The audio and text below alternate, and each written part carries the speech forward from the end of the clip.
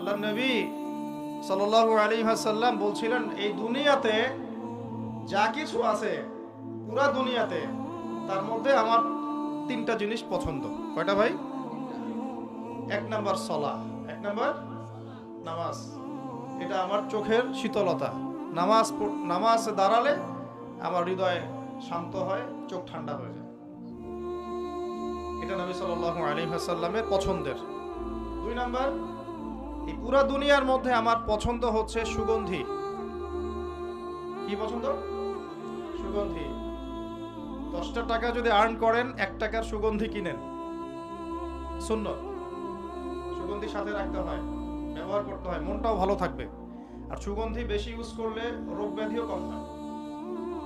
3 number হচ্ছে স্ত্রী। 3 number কি? স্ত্রী। স্ত্রীরা আমার পছন্দ। নবী সাল্লাল্লাহু আলাইহি ওয়াসাল্লামের এই 3টা জিনিস পৃথিবীতে পছন্দ ছিল।